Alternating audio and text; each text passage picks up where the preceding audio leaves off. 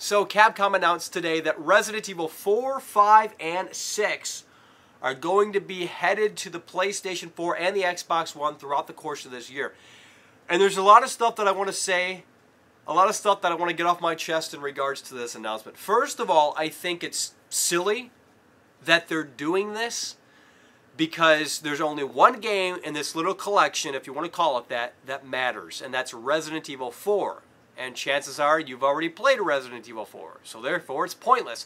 In my honest opinion, and I think I could speak for every other gamer out there, Resident Evil 5 and Resident Evil 6, those games just aren't that great.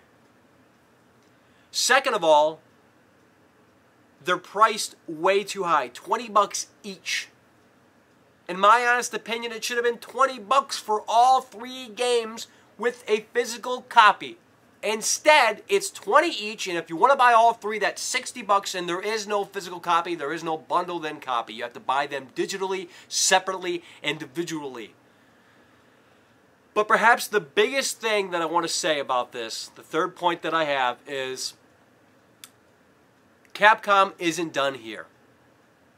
I've looked at their track record, and Resident Evil 4, for example, is one that they've continued to port and port and port to whatever system was current at the time.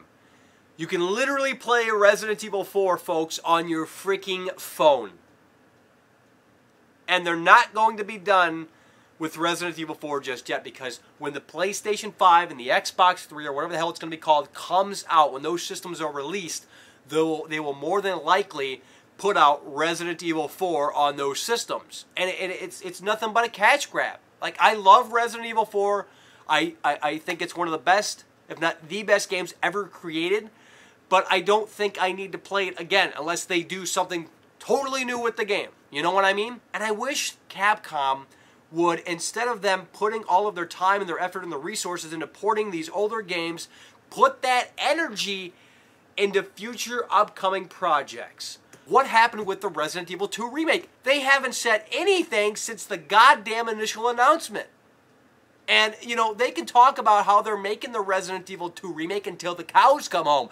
But until you show me a fucking screenshot of what you're doing, then in my opinion, nothing but vaporware. Or how about Resident Evil 7? Can't we continue the fucking franchise in a meaningful way?